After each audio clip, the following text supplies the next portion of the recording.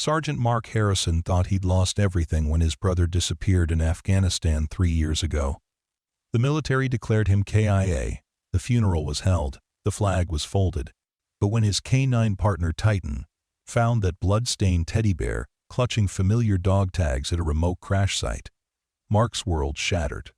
Then came the whisper that changed everything. "Daddy?" A little girl emerged from the wreckage, holding identical tags, and suddenly Mark realized his brother's greatest secret had been hiding in plain sight. Before we carry on, please hit the subscribe button to make my day, and let me know where you are watching from in the comments. The radio crackled to life at 0347 hours, jarring Sergeant Mark Harrison from the restless sleep that had become his nightly companion since returning stateside. Search and rescue needed at coordinates 34, 7749, -106, 4618. Aircraft down in Devil's Canyon. Repeat, aircraft down. Mark's hand instinctively reached for Titan, his German Shepherd partner, who was already alert beside the cot. The dog's ears stood at attention, dark eyes fixed on Mark with the intensity that had made them one of the most effective K9 teams in the military. "Looks like we're back in business, boy," Mark whispered, his voice carrying the weight of too many sleepless nights and too many memories he couldn't shake. Titan's tail gave a single wag before the dog moved into position, ready for whatever lay ahead. Mark had requested this assignment to the remote search and rescue unit specifically because it kept him busy, kept his mind occupied with the present, rather than dwelling on the ghosts of his past. The drive to Devil's Canyon took 43 minutes through winding mountain roads that seemed to lead nowhere. Mark's headlights cut through the pre-dawn darkness, illuminating towering pine trees that stood like silent sentinels along the route. Titan sat in the passenger seat, his breathing steady and calm despite the urgency of their mission. The dog had learned to read Mark's moods better than most humans, sensing when his handler needed space to think and when he needed the comfort of companionship. As they approached the crash site, the acrid smell of burning fuel and twisted metal filled the air. Mark parked the vehicle and stepped out into the cold mountain air, his breath forming small clouds in the darkness. The wreckage was worse than he'd expected. A small civilian aircraft scattered across a rocky outcropping like broken toys. The emergency vehicles hadn't arrived yet, their remote location making response times significantly longer than in populated areas. "All right, Titan, let's see what we're dealing with," Mark said, checking his equipment one final time. The dog immediately went to work, nose to the ground, following scent trails with the methodical precision that had saved countless lives during their deployments overseas. Mark followed closely behind, his flashlight sweeping across the debris field while maintaining constant awareness of his surroundings. The aircraft appeared to be a Cessna 172, the kind of small plane used for recreational flying or short business trips. The fuselage had split nearly in half upon impact, with pieces of the wings scattered across a 100-yard radius. Mark's trained eye took in the crash pattern, noting the angle of impact and the distribution of debris.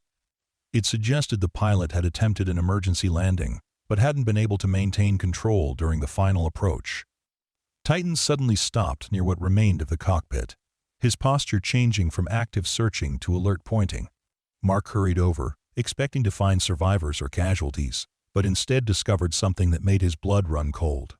Clutched in Titan's gentle jaws was a small teddy bear, its brown fur matted with what appeared to be blood. But it wasn't the bear itself that caused Mark's hands to tremble as he took it from his partner. Attached to the bear's worn ribbon were 2 military dog tags, their metal surface gleaming despite the darkness. Mark's flashlight illuminated the stamped text, and the world seemed to tilt beneath his feet. The tags belonged to Staff Sergeant David Harrison, his older brother who had been declared killed in action during a mission in Afghanistan 3 years earlier. Mark had attended the funeral, had folded the flag that covered an empty coffin, had spent countless nights wondering what David's final moments had been like.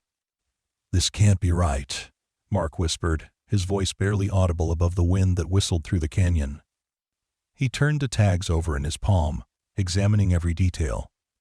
The serial number matched perfectly, as did the blood type and religious preference.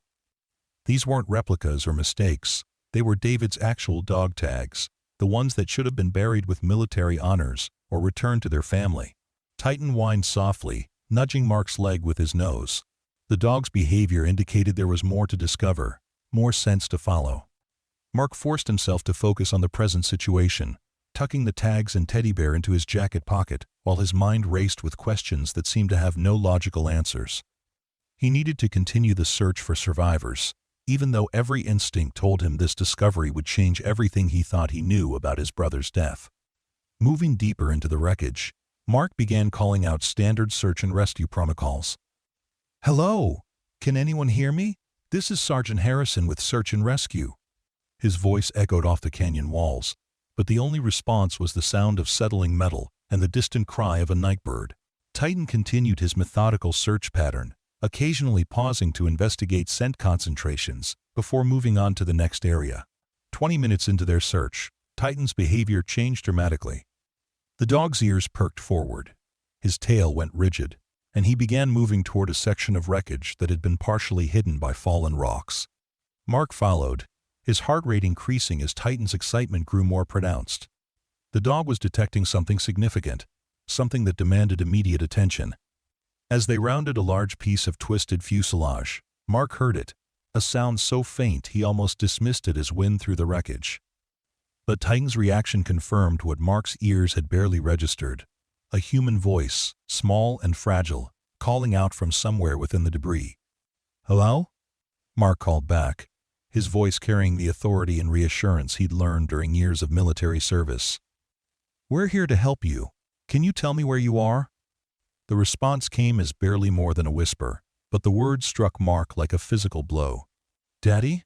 Is that you, Daddy?" The voice belonged to a child, a little girl who couldn't have been more than 6 or 7 years old. Mark's professional training kicked in despite the emotional turmoil brewing inside him.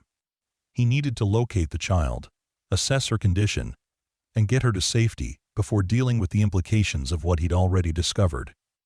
Following Titan's lead, Mark worked his way through the wreckage until he found a small space created by overlapping pieces of the aircraft's interior. Inside, barely visible in the beam of his flashlight, was a little girl with dark hair and eyes that reflected the light like stars in the darkness. She was conscious and alert, though clearly frightened and possibly injured. In her small hands, she clutched another set of dog tags, identical to the ones Mark had found with the teddy bear. "Hey there, sweetheart," Mark said softly, keeping his voice calm and reassuring despite the storm of emotions building inside him. "My name is Mark, and this is Titan. We're here to help you. Can you tell me your name?" The girl's eyes darted between Mark and the dog, her grip tightening on the dog tags she held against her chest. "I'm Emma," she whispered, her voice gaining strength as she realized these were friendly faces. "My mommy said to hold on to these if anything happened. She said they belonged to my daddy." Emma held up the dog tags, and even in the dim light, Mark could see they were identical to the ones he'd found with the teddy bear. The implications hit him like a sledgehammer, but he forced himself to maintain his professional composure.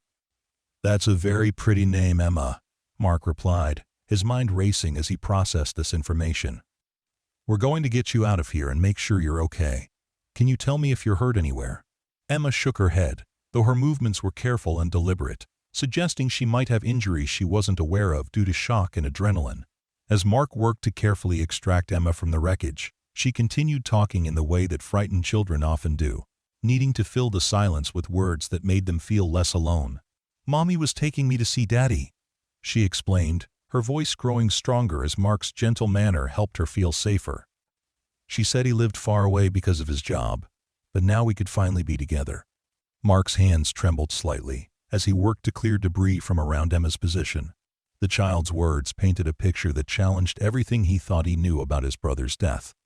If David had somehow survived Afghanistan, if he'd been living under a different identity, if he'd started a family, then the military's declaration of his death had been either a mistake or a deliberate deception. "Tell me about your daddy, Emma," Mark said, hoping to gather more information while keeping the child calm during the extraction process. "What do you know about him?" Emma's face lit up despite their dire circumstances, the way children's faces do when they talk about someone they love unconditionally. "Mommy says he's very brave and helps people," Emma replied, her words coming faster now as Mark worked to free her legs from beneath a piece of twisted metal. "She has pictures of him in his soldier clothes, and he looks just like you. Mommy always said I might meet him someday, but then she got sick and said we had to find him before—" Emma's voice trailed off, the implication hanging heavy in the cold mountain air. Mark's chest tightened as he processed Emma's words. The physical resemblance between him and David had always been strong, the kind of family similarity that made people do double takes when they met both brothers. If Emma's mother had been involved with David after his supposed death, then everything Mark had believed about losing his brother had been built on lies. "Before what, sweetheart?" Mark asked gently, though he suspected he already knew the answer. Emma's eyes filled with tears that she'd been holding back through sheer willpower and the shock of the crash. "Before the doctors said there wasn't any more time," Emma whispered, her voice breaking with the weight of loss that no child should have to carry. "Mommy said Daddy didn't know about me, but that he would love me if he met me. She was bringing me to surprise him." The tragedy of the situation hit Mark like a physical blow. This little girl had lost her mother in the crash, had been traveling to meet a father who didn't know she existed, and that father was Mark's brother who was supposed to be dead. Mark finally managed to free Emma from the wreckage, carefully lifting her out and conducting a quick medical assessment. She appeared to have escaped serious injury, though she'd likely have bruises and soreness for weeks to come. As he carried her away from the immediate danger zone, Emma's arms wrapped around his neck with the desperate trust that children place in adults during times of crisis. "You really do look like my daddy," Emma said softly, studying Mark's face in the beam of his flashlight. "Mommy showed me pictures, and you have the same eyes. Are you sure you don't know him?" Mark's throat constricted as he looked down at this little girl who might very well be his niece, a family member he'd never known existed. "What was your daddy's name, Emma?" Mark asked, though he was beginning to suspect he already knew the answer. Emma's response confirmed his growing certainty about the impossible situation they'd found themselves in. "David Harrison," Emma said proudly, pronouncing each syllable carefully, as if she'd practiced saying her father's name many times. "Mommy said he was the bravest soldier in the whole army, and that he saved lots of people. She said when I got older, I could be brave like him too." Mark had to set Emma down for a moment, his legs suddenly unsteady as the full weight of the revelation crashed over him. David was alive, or had been alive until recently. He'd apparently been living under circumstances that required him to maintain the fiction of his own death, and he'd unknowingly fathered a daughter who was now orphaned and alone in the world except for an uncle she'd never met. Titan sensed Mark's distress and moved closer, pressing his warm body against his handler's leg in the way he'd learned provided comfort during difficult moments. The dog's presence helped ground Mark in the present situation, reminding him that regardless of the emotional upheaval, he had responsibilities to fulfill and a child to protect. "Emma, I need to tell you something very important," Mark said, kneeling down so he could look directly into her eyes. "My name is Mark Harrison, and David Harrison was my brother. That makes you my niece, which means your family. You're not alone, sweetheart. I'm going to take care of you." Emma's eyes widened with wonder and disbelief. "You're my uncle? Really? Mommy never said I had an uncle." Her excitement was tempered by confusion as she tried to process this information alongside everything else that had happened. "But if you're his brother, then you know where Daddy is, right? Can we go see him now?" Mark's heart broke as he realized he would have to explain to this little girl that the father she'd never met, the father she'd traveled across the country to find, was gone forever. The dog tag she clutched suggested David had died recently, possibly while serving under an assumed identity or in some classified capacity that required his death to remain secret from his family. "Emma, I need you to be very brave right now, like your daddy would want you to be," Mark said softly, his voice carrying the weight of loss that he knew all too well. "Your daddy was hurt very badly while he was helping other people, and he can't come home anymore. But he loved you very much, even though he never got to meet you. And now you have me, and Titan, and we're going to be your one family." Emma's face crumpled as she began to understand what Mark was telling her. "But I wanted to meet him," she whispered, tears streaming down her cheeks. "Mommy said he would teach me to be brave, and that we could be a real family. I wanted to tell him about school, and show him my drawings, and ask him to read me stories." Mark gathered Emma into his arms, holding her close as she grieved for the father she would never know and the mother she'd just lost. Titan pressed against both of them, his canine intuition recognizing the need for comfort and support. In that moment, surrounded by the wreckage of the crash that had brought them together, Mark realized his life had just taken on a purpose he'd never anticipated. The sound of approaching sirens echoed through the canyon as emergency responders finally arrived at the scene. Mark knew the next few hours would be filled with questions, investigations, and bureaucratic procedures that would determine Emma's future. But looking down at this little girl who shared his brother's eyes and his family's stubborn chin, Mark also knew he would fight with everything he had to ensure she ended up where she belonged, with family who would love and protect her. As the emergency vehicles crested the ridge, their headlights illuminating the crash site in stark detail, Mark made a silent promise to his brother's memory. He would raise Emma with the same values David had embodied, would teach her about the uncle she'd never met, and would ensure she grew up knowing she was loved and wanted despite the tragic circumstances that had brought them together. "Uncle Mark?" Emma whispered, her voice small but gaining strength. "Will you tell me stories about my daddy? I want to know everything about him."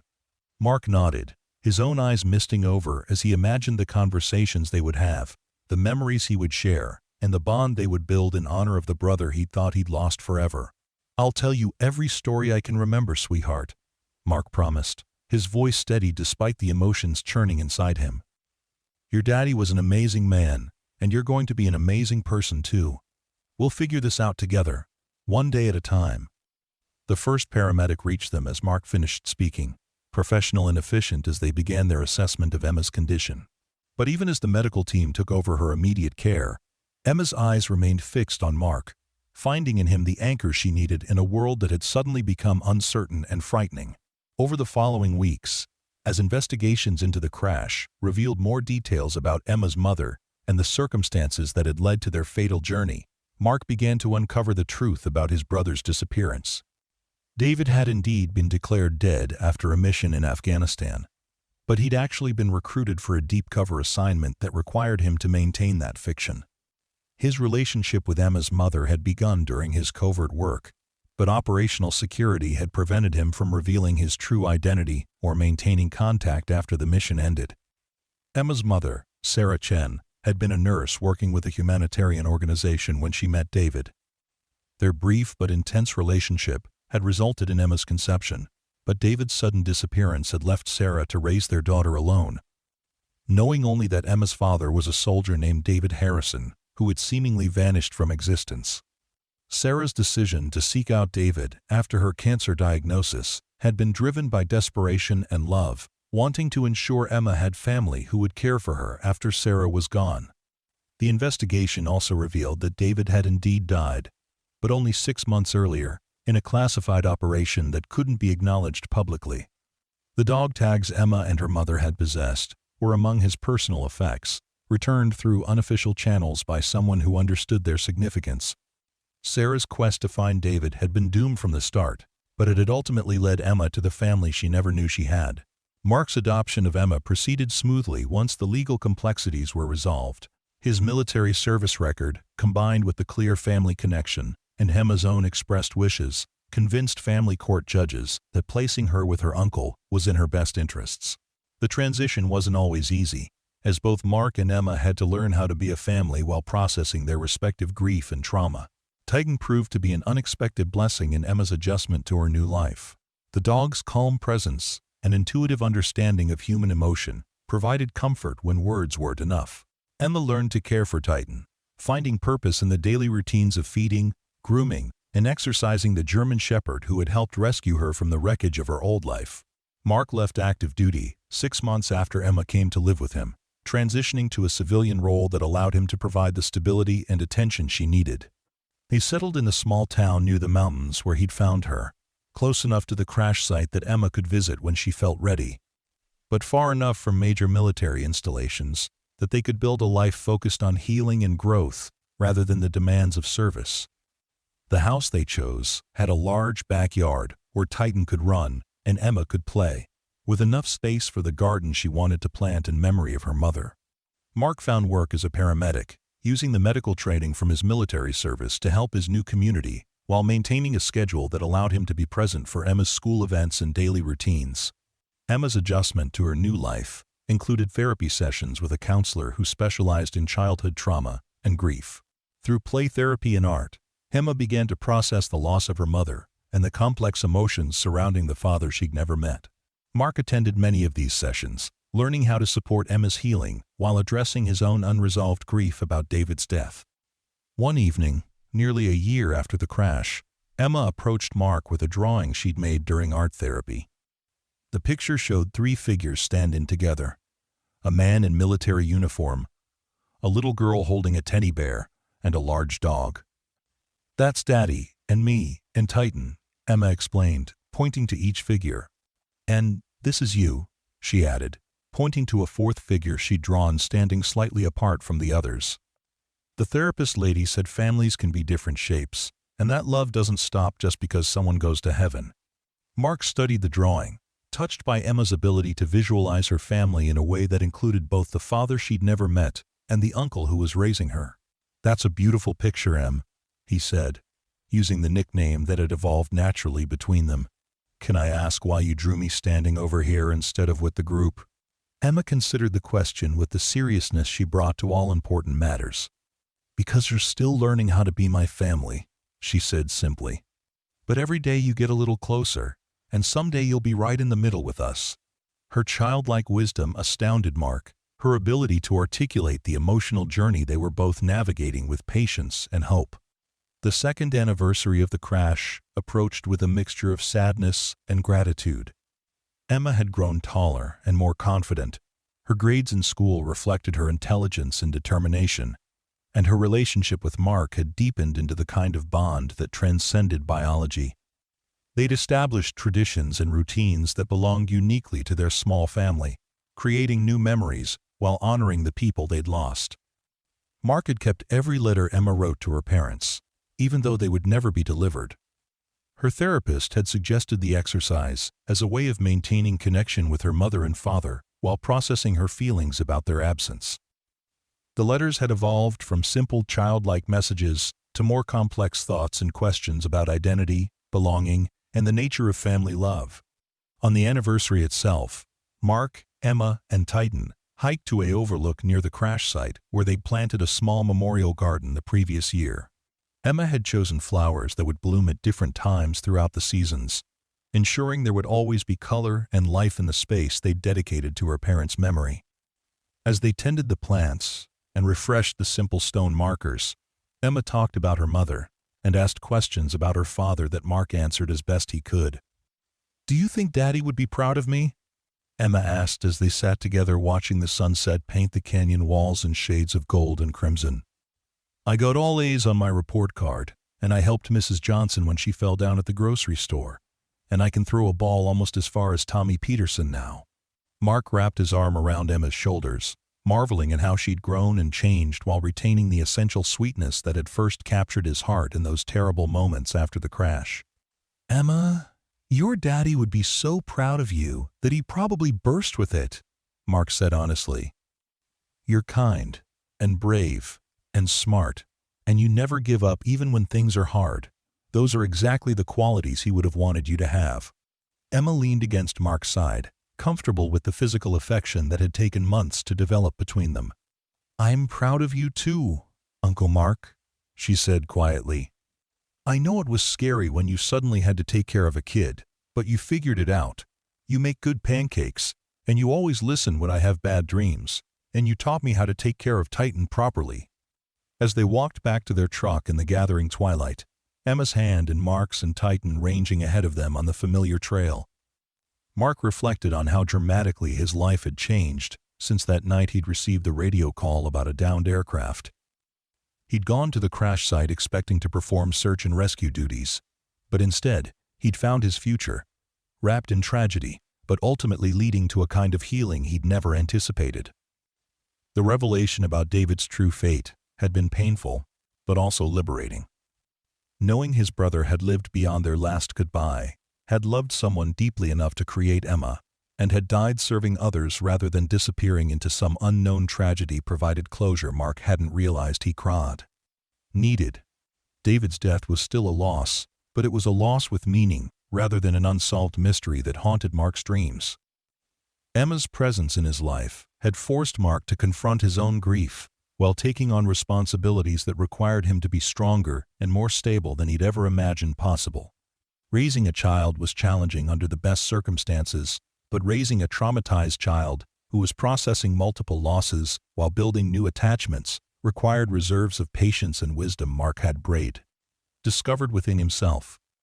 The bureaucratic aspects of Emma's adoption had been complex, requiring extensive background checks, home studies, and legal proceedings that stretched over many months.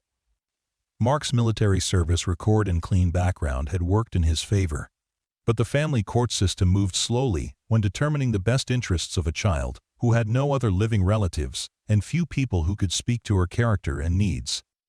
During that uncertain period, Emma had lived with Mark under temporary guardianship arrangements that required regular check-ins with social workers and family court officers.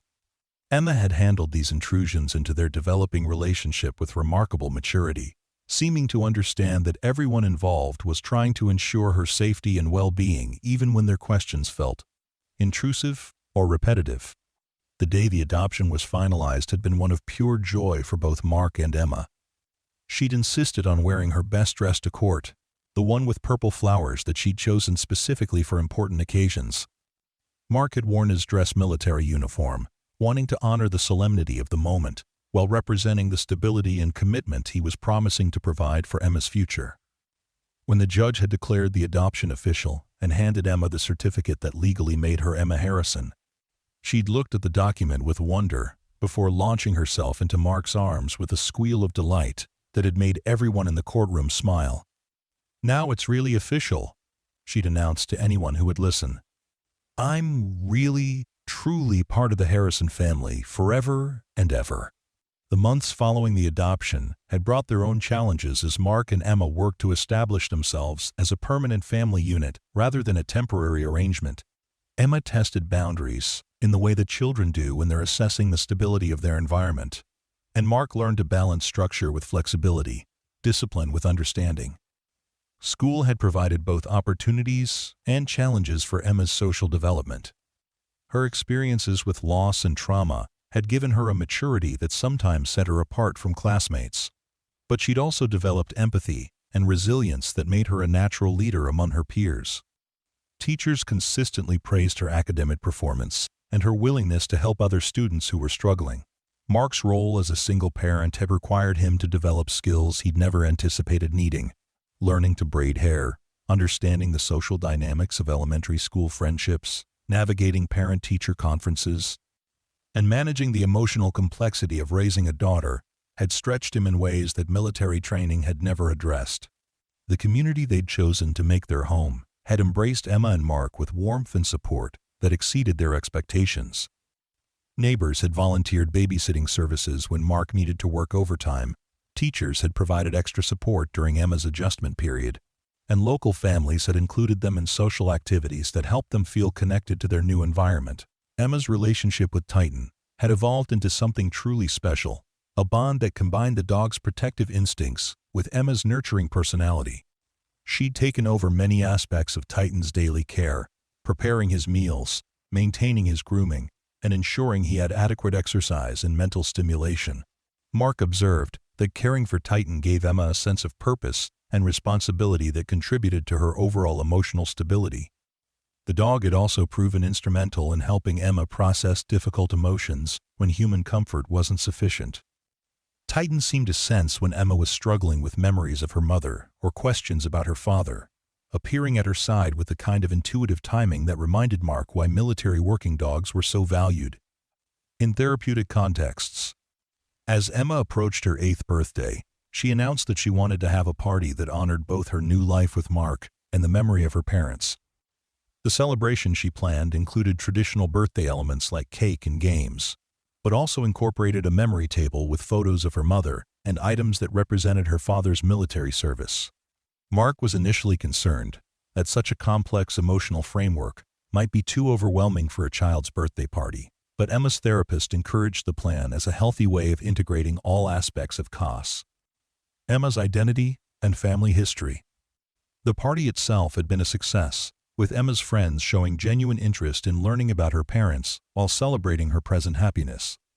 The gift that meant the most to Emma that day had been a scrapbook that Mark had compiled, containing every photo he could find of David during their childhood and military service, combined with pictures of Emma's mother that had been salvaged from their belongings after the crash. Emma had spent hours studying each page, asking questions about her father's childhood, and sharing memories of her mother that she'd never spoken aloud before. One particularly meaningful section of the scrapbook contained letters that David had written to Mark during their various deployments, letters that revealed aspects of David's personality and values that Emma was hungry to understand. Reading her father's words, even though they weren't addressed to her, gave Emma insights into the man she'd never met, while strengthening her connection to the extended family history she was still discovering. The approaching summer brought new adventures for their small family. Mark had planned a camping trip to several national parks, wanting to show Emma the natural beauty that he and David had explored together as children. The trip would include visits to places that held significance in the brothers' shared history, giving Emma the opportunity to understand her father's character through the landscapes and experiences that had shaped him. Emma's excitement about the camping trip was infectious, her enthusiasm for outdoor adventures reflecting both inherited traits and the influence of Mark's patient teaching about wilderness skills and environmental appreciation. She'd practiced setting up tents in their backyard, learned to identify local wildlife, and studied maps of their planned route, with the dedication she brought to all new learning opportunities. Titan would accompany them on the camping trip, his wilderness training and protective instincts making him an ideal companion for backcountry travel. Emma had already planned special responsibilities for Titan during their adventures, including early morning wildlife watches and evening security patrols around their campsite. The night before their departure, Emma appeared in Mark's room carrying her teddy bear and wearing the serious expression she adopted when working through complex thoughts. "Uncle Mark, can I ask you something important?" she said, settling onto his bed with the comfortable familiarity their relationship had developed. "Of course, Em. What's on your mind?" Mark replied, setting aside the gear checklist he'd been reviewing and giving Emma his full attention. These nighttime conversations had become a treasured part of their routine, moments when Emma felt safe enough to explore her deepest questions and concerns. "Do you think my daddy can see us from heaven?"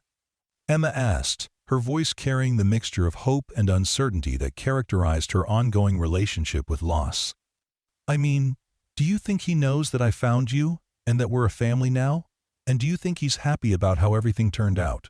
Mark considered his response carefully, knowing that Emma's spiritual questions deserved honesty while remaining age-appropriate and comforting. "I think your daddy knows that you're safe and loved. Em. I think he knows that you're growing up to be exactly the kind of person he would have wanted you to be. And I think he's grateful that we found each other, even though the way it happened was so sad." Emma nodded thoughtfully, processing Mark's words while stroking her teddy bear's worn fur. "I used to be angry that he died before I could meet him," she admitted quietly. "But now I think maybe he sent you to take care of me instead, like maybe he knew you would understand about being brave and helping people because you're brothers." The wisdom of Emma's perspective continued to amaze Mark, her ability to find meaning and hope in circumstances that would challenge many adults. "I think you might be right about that, sweetheart," Mark agreed. "Your daddy and I always took care of each other when we were growing up. Maybe this is just another way of him asking me to help him take care of someone he loves." Emma smiled, the expression transforming her face from serious contemplation to pure joy. "Then tomorrow when we're camping, I'm going to tell him all about our adventures. I'm going to tell him about school, and Titan, and how you taught me to make pancakes, and everything else he missed. That way he'll know his little girl is having a good life." As Emma returned to her own room for the night, Mark reflected on the journey that had brought them to this moment. The crash that had seemed like pure tragedy had ultimately revealed connections and possibilities that none of them could have anticipated. Emma's mother had died seeking a reunion that was no longer possible, but her sacrifice had led Emma to family who could provide the love and stability she needed. David's death remained a loss that would always carry pain, but knowing he had lived long enough to love someone and create Emma provided a different kind of peace than Mark had expected. His brother's legacy lived on not just in military records and commendations, but in the daily reality of raising a daughter who carried his spirit and values into the future. The camping trip proved to be a watershed moment in Mark and Emma's relationship. 3 weeks of shared adventures that solidified their bond while creating new traditions and memories. Emma's enthusiasm for hiking, her fearlessness around wildlife, and her natural aptitude for outdoor skills reminded Mark powerfully of David at the same age.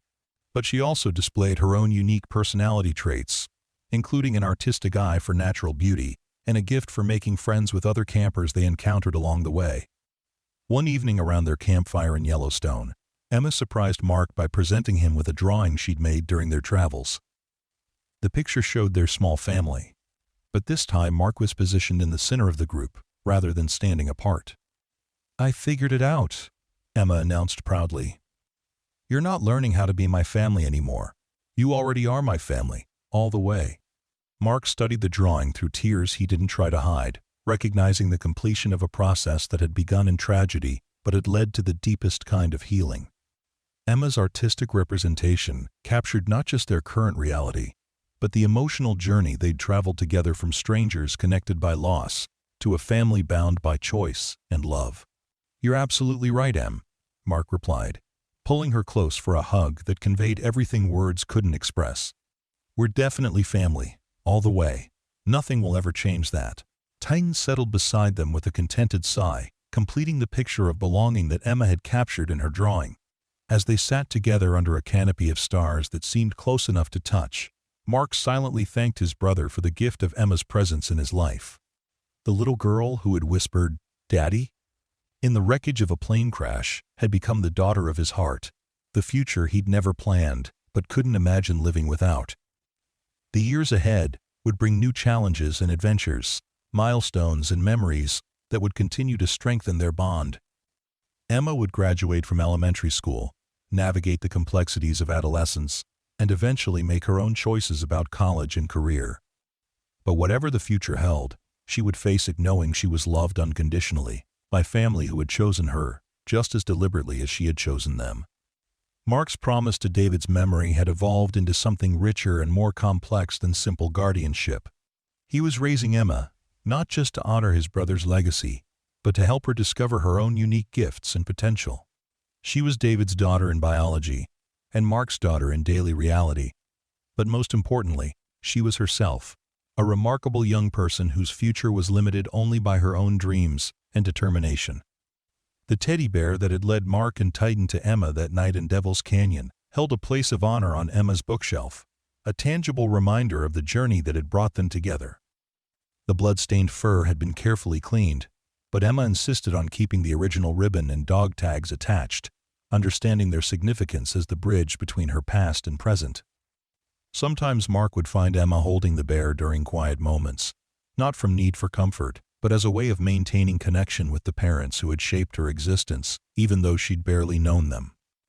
These moments no longer filled Mark with sadness, but with gratitude for the complex web of love and loss that had created their family. Emma's 9th birthday brought a new milestone in their relationship, when she asked Mark if she could officially change her last name to Harrison through legal channels, rather than just adoption paperwork. "I want everyone to know I really belong with you," she explained with characteristic directness. "I want the same name as you and Daddy and Grandpa and all the Harrisons who came before us." The name change process proved simpler than the adoption had been, largely because Emma's wishes were clear and her relationship with Mark was well established. On the day the new identification documents arrived in the mail, Emma Harrison examined each one with the same wonder she'd shown when the adoption was finalized, but with an added sense of completion that spoke to her growing understanding of identity and belonging. Mark framed Emma's new birth certificate alongside the photo from her first birthday party with him, creating a visual representation of the legal and emotional milestones that had transformed them from strangers into family. Emma studied the display with satisfaction, tracing her finger over her new legal name while explaining to Titan why the documents were so important. "See, Titan? Now it's official in every possible way. I'm Emma Harrison, daughter of David Harrison and niece of Mark Harrison, and nobody can ever say I don't belong here." Titan's tail wagged in response, the dog's intuitive understanding of Emma's emotions making him the perfect audience for her declarations of belonging and security.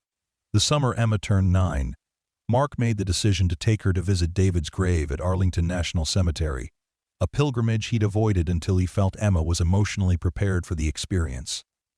They flew to Washington, D.C. together, with Titan accompanying them as both emotional support and practical protection during their travels.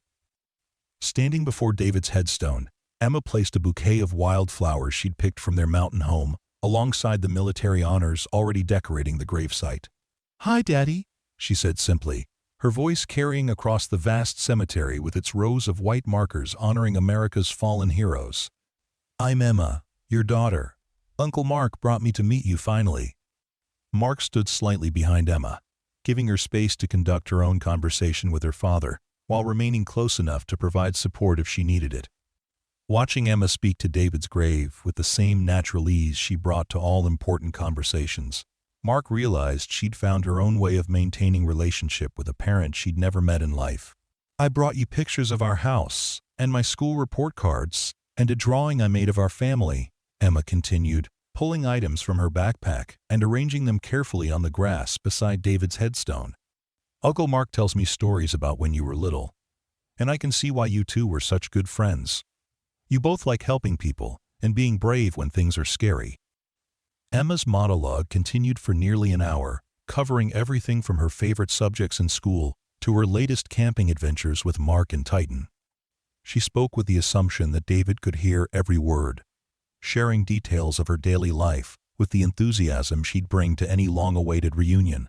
Mark found himself adding his own silent conversation with his brother, updating David on Emma's progress and making promises about her future care and protection. Standing in that sacred space surrounded by the evidence of military sacrifice, Mark felt the weight of responsibility he'd accepted when he became Emma's guardian, but also the profound satisfaction of honoring David's memory through active love rather than passive grief. When Emma finally finished her conversation with her father, she stood quietly for several minutes, her small hand resting on David's headstone, as if maintaining physical connection across the barrier of death. "I love you, Daddy," she whispered finally. "I'm going to keep making you proud, and I'm going to take good care of Uncle Mark, just like he takes good care of me."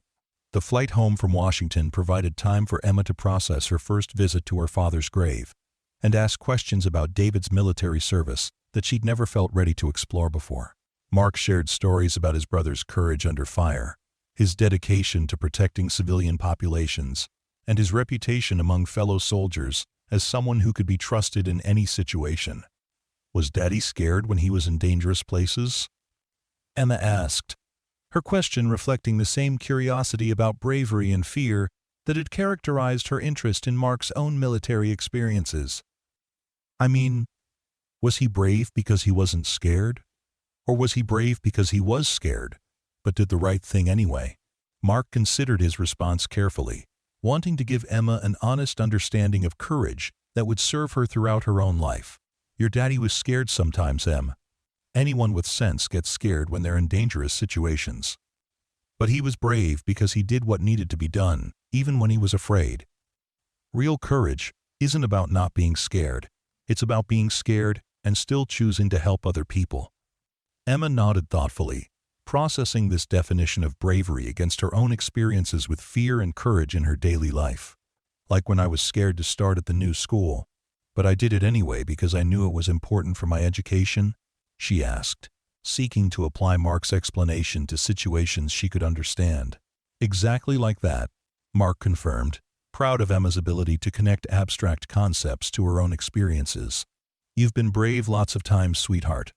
Every time you've tried something new or faced something difficult, you've shown the same kind of courage your daddy had." Emma's understanding of her father's character continued to evolve as she grew older and became capable of appreciating more complex aspects of military service and personal sacrifice. Mark shared HSE appropriate stories about David's deployments, his commitment to his fellow soldiers, and his belief in protecting people who couldn't protect themselves. These conversations helped Emma develop her own moral framework, built on the foundation of values her father had embodied and the practical wisdom Mark provided through daily guidance and example. She began to understand heroism not as dramatic gestures, but as consistent choices to do the right thing even when it was difficult or dangerous. Emma's 10th birthday marked another significant milestone in their family's development when she announced her intention to join the local youth volunteer program. Wanting to follow in her father's tradition of service while developing her own sense of civic responsibility, Mark supported her decision while ensuring she understood the commitment involved and had realistic expectations about the work she'd be doing. The volunteer program proved to be an excellent fit for Emma's personality and interests. She worked with elderly residents at a local care facility, reading to them and helping with simple activities that brought joy to people who had limited family contact. Emma's natural empathy and genuine interest in other people's stories made her a favorite among the residents, who looked forward to her weekly visits. Mark often accompanied Emma to her volunteer work, observing how she interacted with people from different backgrounds and generations with the same open-hearted acceptance she brought to all her relationships. Watching Emma comfort a lonely widower or celebrate a small victory with someone recovering from illness, Mark saw David's compassionate nature expressing itself through his daughter's actions. One particularly meaningful moment occurred when Emma befriended an elderly veteran who had served in the same theater where David had been deployed. The man's stories about the landscape and people of Afghanistan gave Emma new insights into her father's experiences, while providing the veteran with an enthusiastic audience for memories he rarely had. Opportunities to share. Mr. Peterson fought in the same place as my daddy, Emma reported to Mark after one of these conversations. He said the people there were mostly good people who just wanted to live safely with their families, and that soldiers like Daddy were trying to help them have that chance. It makes me proud that Daddy was helping families stay together, even though he didn't get to stay with his own family. Emma's ability to find meaning and pride in her father's sacrifice, rather than focusing solely on the loss it represented, demonstrated remarkable emotional maturity and resilience. Mark recognized that Emma's positive interpretation of difficult realities would serve her well throughout her life, helping her navigate challenges with hope rather than bitterness. The approach of Emma's 11th birthday brought discussions about her interest in attending summer camp, an opportunity that would provide new experiences and independence while testing the strength of the security she'd built with Mark. Emma's enthusiasm for the adventure was balanced by natural anxiety about being away from home for an extended period. Mark supported Emma's desire for camp while acknowledging his own mixed feelings about her first extended separation from their family unit. They chose a program that emphasized outdoor skills and environmental education, activities that aligned with Emma's interests, while building on the foundation of wilderness experience they developed through their camping trips. The 2 weeks Emma spent at camp proved successful for everyone involved. She made new friends, developed additional outdoor skills, and gained confidence in her ability to navigate social situations independently. Her letters home were filled with excitement about daily activities and pride in her growing capabilities, but also included expressions of love and anticipation about returning to Mark and Titan. Mark's experience during Emma's camp absence provided him with insights into how completely his identity had become intertwined with fatherhood and family responsibility. The quiet house felt incomplete without Emma's constant chatter, and Titan seemed restless without her presence. But Mark also recognized the healthy nature of Emma's growing independence and confidence. Emma's return from camp brought enthusiastic stories about her adventures and new friendships, but also renewed appreciation for the stability and love she found at home. She'd gained perspective on how fortunate she was to have a family that supported her interests while providing unconditional acceptance and security. "I missed you and Titan every single day," Emma announced as she unpacked her camp gear and redistributed it throughout the house in her characteristic style. "The other kids were really nice, and we had lots of fun. But nobody there knew about Daddy or understood about our family the way you do. It felt good to have adventures, but it feels better to be home." Mark helped Emma process her camp experiences while recognizing the significance of her choosing to return home with enthusiasm rather than reluctance. Emma's ability to appreciate both independence and belonging suggested she was developing the emotional skills necessary for healthy relationships throughout her life. The school year following Emma's camp experience brought new academic challenges as she entered middle school. a transition that required adjustments in both her educational approach and social navigation. Mark worked closely with Emma's teachers to ensure she had appropriate support while encouraging her to develop increased responsibility for her own learning and organization. Emma's academic performance remained strong, but middle school also introduced social complexities that required different types of guidance than Mark had provided during her elementary years. Emma encountered students from more diverse backgrounds, including some who had experienced family disruption and loss, similar to her own early experiences. One particularly meaningful friendship developed between Emma and a classmate whose father had been killed in military service, creating a bond based on shared understanding of loss and the unique challenges faced by military families. The girls' friendship provided Emma with peer support that complemented the family stability Mark provided, helping her process aspects of her experience that were best understood by someone with similar background. Mark observed Emma's growing social confidence with pride, recognizing how the security she developed within their family had given her the foundation necessary for healthy peer relationships. Emma's ability to offer support to friends while accepting help when she needed it demonstrated emotional maturity that exceeded her chronological age. The approach of Emma's 12th birthday brought her first expressed interest in learning more about her mother's background and family history, a curiosity that Mark had anticipated and prepared for throughout their years together. Emma's questions about her mother's childhood, education, and personality reflected her developing sense of identity and desire to understand all aspects of her heritage. Mark had maintained contact with Sarah Chen's former colleagues and friends, gathering information and mementos that would help Emma understand her mother's character and values when she was ready for that exploration. The process of sharing Sarah's story with Emma required sensitivity and care, as Mark wanted to honor Sarah's memory while helping Emma integrate maternal influence into her self-concept. "Tell me about the day I was born," Emma requested during one of their evening conversations, a question that required Mark to relay information he'd gathered from hospital records and Sarah's friends, rather than personal experience. "I want to know if Mommy was happy when she first saw me, and what she said about me when I was little."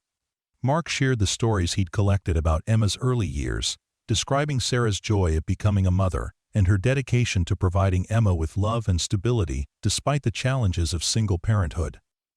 Emma listened with the intense focus she brought to all important information, asking follow-up questions that helped her construct a fuller picture of her mother's personality and priorities. "Mommy sounds like she was really brave too," Emma observed after hearing about Sarah's decision to pursue nursing training while raising a young child. "She was brave in a different way than Daddy, but she still did hard things to take care of people and make sure I had what I needed." Emma's ability to recognize and appreciate different forms of courage and strength demonstrated the sophisticated understanding of human character that she'd developed through her own experiences with loss and resilience. Mark felt confident that Emma's appreciation for both her parents' contributions to her character would serve as a foundation for her own moral development. The summer Emma turned 12 brought her first request to visit the site where the plane crash had occurred, a pilgrimage that Mark had wondered about but never suggested himself. Emma's desire to return to Devil's Canyon reflected her ongoing process of integrating all aspects of her personal history rather than avoiding difficult memories. "I want to see where you found me," Emma explained when she brought up the subject. "Not because I'm sad about it, but because that's where our family really started. That's where Daddy's dog tags led you to me, and where everything changed for both of us." Mark agreed to Emma's request, while ensuring she understood the emotional challenges the visit might present, and had realistic expectations about what they would find at the site. The crash debris had long since been cleared away, leaving only the natural landscape and the small memorial garden they planted in previous years. Standing at the overlook where Mark had first heard Emma's voice calling for her daddy, Emma surveyed the canyon with the same analytical approach she brought to all significant experiences. "It's beautiful here," she said quietly, her observation reflecting appreciation for the natural setting rather than focus on the tragedy that had occurred there. Emma spent time at each location that held significance in their shared story, from the spot where Titan had found the teddy bear to the rocky outcropping where she'd been trapped in the aircraft wreckage. Rather than dwelling on the fear and confusion of that night, Emma seemed to be honoring the journey that had brought them together, while acknowledging the losses that had made their family possible. "I'm glad you found me that night," Emma said, as they prepared to leave the canyon. "I'm sad that Mommy had to die, and I'm sad that I never got to meet Daddy, but I'm not sad about the part where we became a family. That part was exactly right, even though the way it happened was really hard." Emma's mature perspective on their shared history demonstrated her ability to find meaning and gratitude within difficult circumstances, a skill that would serve her throughout her life as she encountered other challenges and disappointments. Mark recognized that Emma's resilience came not from avoiding painful realities, but from integrating them into a larger understanding of life's complexity and possibility. The drive home from Devil's Canyon provided opportunities for reflection and conversation about the journey they'd traveled together and the future they were building. Emma talked about her plans for high school, her interest in possibly pursuing military service like her father, and her determination to honor both her parents' memories through her own life choices and character development. "I think I want to be a doctor someday," Emma announced as they navigated the mountain roads that had become familiar territory over their years together. "Like a military doctor who helps soldiers, and also helps regular people who don't have anyone else to take care of them. That way I could be brave like Daddy and helpful like Mommy. And I could make sure other kids don't lose their parents if I can help it." Mark felt overwhelming pride in Emma's altruistic aspirations, and her desire to build on her parents' legacy of service while creating her own unique contribution to the world. Emma's dream of becoming a physician reflected both inherited values and personal experiences that had shaped her understanding of life's fragility and the importance of compassionate care. "That sounds like an amazing goal, Em," Mark replied, already beginning to consider the educational planning and support Emma would need to pursue medical training. "Your parents would be so proud of who you're becoming and the dreams you're chasing. I'm proud of you too, sweetheart. You're going to do incredible things with your life." Emma smiled with the quiet confidence that had replaced the uncertainty and fear she'd carried in the immediate aftermath of the crash. "I learned from the best teachers," she said simply. "Daddy taught me about courage, even though I never met him. Mommy taught me about love, even though I barely remember her. And you taught me that families can be made in lots of different ways. With all that to build on, I think I can figure out how to help other people too." As their truck crested the final ridge before descending into their valley and home, Mark reflected on the unexpected blessings that had emerged from tragedy and the family they'd created through choice, commitment, and unconditional love. Emma had grown from a frightened child whispering for her daddy in airplane wreckage into a confident young woman with clear values and ambitious dreams for serving others. The teddy bear that had first connected them sat on Emma's lap during the drive home, no longer a security object, but a treasured symbol of the love that had transcended death to bring them together. Emma's relationship with the bear had evolved along with her understanding of her own story, transforming from desperate comfort to grateful remembrance. Titan dozed in the back seat, his presence completing their small family unit as they returned to the home they created together in the shadow of the mountains where their story had begun.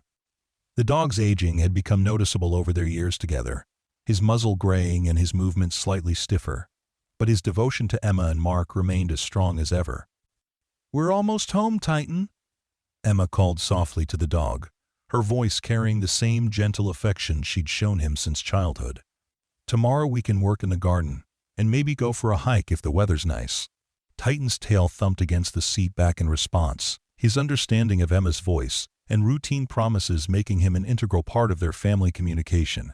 The house that came into view as they rounded the last curve represented everything they'd built together, a place of safety, growth, and belonging that had become the foundation for Emma's confident approach to life's challenges and opportunities. The garden Emma had planted in memory of her mother bloomed with seasonal flowers. The workshop where Mark had taught Emma basic carpentry and mechanical skills stood ready for their next project together. And the large backyard where Titan exercised and Emma practiced her outdoor skills stretched toward the forest that had become their extended backyard. Inside the house, photographs chronicling Emma's growth and their family adventures covered nearly every surface, creating a visual record of transformation from tragedy to triumph that told their story more eloquently than words could convey. Emma's artwork from various stages of her development decorated the walls alongside Mark's military commendations and certificates recognizing his civilian service, creating a blended representation of their shared values and individual achievements. Emma's bedroom reflected her evolving interests and growing maturity, with childhood toys gradually giving way to books about medicine and science, maps of places she hoped to visit, and photographs of friends and experiences that represented her expanding world beyond their immediate family unit. The teddy bear occupied a place of honor on her bookshelf, surrounded by mementos that chronicled her journey from lost child to confident young woman. Mark's own space in the house had been transformed by Emma's presence, filled with reminders of school events, camping equipment for their shared adventures, and books about parenting and child development that had helped him navigate the challenges of raising a daughter. His military memorabilia shared space with Emma's school awards and artistic creations, creating a visual representation of their intertwined lives and mutual influence. The kitchen, where they'd shared countless meals and conversations, bore evidence of Emma's growing independence and culinary interests, with child-friendly equipment gradually replaced by more sophisticated tools as Emma developed skills that would serve her throughout adulthood. Their shared cooking experiences had become opportunities for teaching life skills while maintaining the close communication that had characterized their relationship from the beginning. As they settled into their evening routine, after returning from Devil's Canyon, Emma began preparing dinner while Mark reviewed mail and messages that had accumulated during their absence. Their comfortable division of household responsibilities reflected the partnership they'd developed over years of learning to live together as a family unit.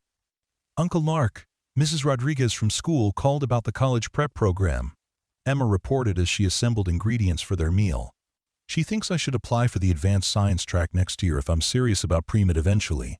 What do you think?" Mark looked up from the letter he'd been reading, focusing on Emma's question with the attention he gave to all matters related to her education and future planning. "I think if you're interested in the program and willing to put in the extra work, we should definitely explore that option. Your grades are certainly strong enough, and it sounds like it would give you good preparation for the challenges of medical school." End quote. Emma nodded thoughtfully while continuing her dinner preparations, her ability to multitask during important conversations, a skill she developed through years of combining household responsibilities with family BS. Communication. "I'll need to write an essay about why I want to be a doctor," she said. "I think I'll write about Daddy and how he helped people, even when it was dangerous, and about Mommy and how she took care of people who were sick, and about you and how you saved me when I needed saving the most." Kane. Mark felt the familiar tightness in his chest that accompanied moments when Emma's wisdom and gratitude caught him off guard with their depth and sincerity. "That sounds like a powerful essay, Em. You've got a lot of inspiration to draw from when you think about service and helping others." Emma paused in her cooking to look directly at Mark, her expression serious, but not sad. "I know I'm lucky to have so many examples of good people doing important work," she said. "Not everyone gets to learn about courage and kindness from their family the way I have. I want to make sure I use what I've learned to help other people who might not have had the same advantages." As they sat down to dinner together, joined by Titan, who had taken his customary position beside Emma's chair, Mark reflected on the evening's conversations and the remarkable young woman Emma had become. Her desire to honor her parents' memory through service to others, combined with her appreciation for the opportunities she'd been given, demonstrated character development that exceeded anything Mark had hoped for when he'd first taken responsibility for her care. The dinner conversation ranged across topics from Emma's academic planning to their upcoming camping trip to Mark's work experiences as a paramedic, the easy flow of communication reflecting the trust and mutual respect they'd developed over their years together. Emma asked thoughtful questions about Mark's career and expressed genuine interest in the challenges he faced in emergency medical situations. "Do you ever get scared when you're helping people who are really badly hurt?" Emma asked, her question reflecting both curiosity about Mark's work and continued interest in understanding the relationship between fear and courage that had characterized her earlier questions about her father's military service. Mark considered his response while appreciating Emma's persistent interest in understanding how brave people managed fear and uncertainty. "I get concerned about making sure I do everything right to help people," he replied honestly. But I don't get the kind of scared that makes me want to run away, because I know I have the training and experience to handle emergency situations. Fear becomes less powerful when you're prepared and focused on helping others. Emma absorbed this information with the same focused attention she brought to all learning opportunities, filing away insights about courage and preparation that would inform her own approach to challenging situations throughout her life. "That makes sense," she said thoughtfully. "It's like how I used to be scared about living with you because I didn't know what to expect. But once I learned that you would always take care of me, I wasn't scared anymore." After dinner, Emma settled into her homework routine while Mark handled household tasks and Titan claimed his favorite spot on the living room rug. Their evening activities had developed into comfortable patterns that provided structure and stability while allowing flexibility for special projects and unexpected opportunities. Emma's homework increasingly required independence and critical thinking skills that demonstrated her growing academic maturity. But she still appreciated having Mark available for consultation when she encountered challenging concepts or needed help organizing complex assignments. Their collaborative approach to education had helped Emma develop confidence in her intellectual abilities while maintaining humility about areas where she needed continued learning. "I'm working on a history report about World War II veterans," Emma announced from her desk, where she'd surrounded herself with library books and note cards in her characteristic style of thorough preparation. "I interviewed Mr. Peterson from the nursing home, and he told me some incredible stories about what it was like to serve overseas and then come home and start families." Mark looked up from the budget calculations he'd been reviewing, interested in Emma's research and impressed by her initiative in conducting primary source interviews for her academic work. "What did you learn from talking to Mr. Peterson?" he asked, knowing that Emma's conversations with the elderly veteran had provided insights that textbooks couldn't convey. Emma's face lit up with enthusiasm as she shared highlights from her interview, describing Mr. Peterson's experiences with the same respect and fascination she brought to stories about her own father's military service. He said the hardest part wasn't the fighting, it was coming home and trying to figure out how to live a normal life after seeing so much tragedy and loss. But he also said that having a family to take care of gave him purpose and helped him focus on building something good instead of just remembering the bad parts. Mark recognized the parallels between Mr. Peterson's experience and his own journey from military service to civilian life, particularly the way that taking responsibility for Emma's care had provided him with renewed sense of purpose and direction. "That's a wise observation, Em. Sometimes taking care of other people helps us heal from our own difficult experiences." Emma nodded thoughtfully, making notes about themes she wanted to explore in her report while continuing to process the insights she'd gained from her interview. Mr. Peterson said something else really interesting too. He said that people who go through hard things together often understand each other in ways that other people can't, and that creates special bonds that last for a whole lifetime. As Emma continued working on her report and Mark finished his evening tasks, the house settled into the peaceful quiet that had become their family's signature atmosphere. Titan's gentle snoring provided background sound, while Emma's occasional questions about word choices or historical context created opportunities for brief conversations that maintained connection, without disrupting focused work time. At bedtime, Emma appeared in Mark's room carrying her teddy bear and wearing the thoughtful expression that typically preceded important conversations. This ritual had evolved over their years, together, from Emma's need for comfort and reassurance to her desire to share insights and maintain close communication with Mark about matters that occupied her thoughts. "Uncle Mark, I've been thinking about something," Emma began, settling onto his bed with familiar comfort. "When I'm older and maybe living somewhere else for college or medical school, I want you to know that you'll always be my real dad, not just my uncle. I know Daddy gave me life, but you gave me everything else that matters." Mark felt overwhelmed by Emma's declaration, recognizing the depth of attachment and gratitude that had motivated her words. "Emma, you've given me everything that matters too," he replied, his voice thick with emotion. "Being your dad has been the greatest privilege of my life. You've taught me about love and courage and hope in ways I never expected." Emma smiled with satisfaction, pleased to have expressed sentiments that had been developing in her heart for months. "I think that's what families really are," she said with the wisdom that continued to amaze Mark. "Not just people who share the same blood, but people who choose to love each other and take care of each other, no matter what happens."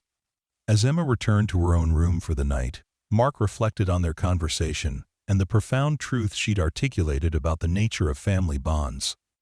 Their relationship had indeed been built on choice rather than obligation, sustained by mutual love and commitment rather than mere biological connection.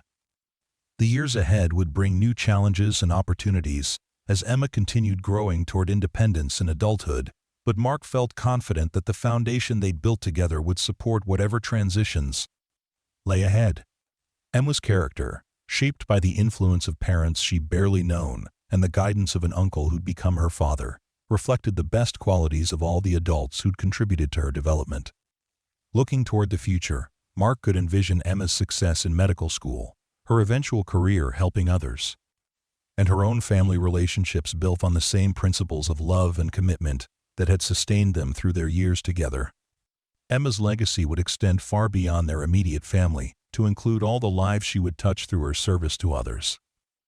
The story that had begun with tragedy in Devil's Canyon had evolved into a testament to the power of love to transform loss into hope, strangers into family, and individual lives into something greater than the sum of our parts. Their parts. Emma Harrison would carry forward the best qualities of David Harrison and Sarah Chen, while adding her own unique contributions to the world. And Mark Harrison would continue serving as her father, supporter, and friend throughout whatever adventures lay ahead. In the quiet of his room, surrounded by evidence of the life he'd built with Emma, Mark offered silent gratitude for the radio call that had brought them together and the journey that had transformed them both. Tomorrow would bring new opportunities to support Emma's dreams and continue building the future they'd chosen to create together, one day at a time, with courage, love, and unwavering commitment to each other's well-being and happiness.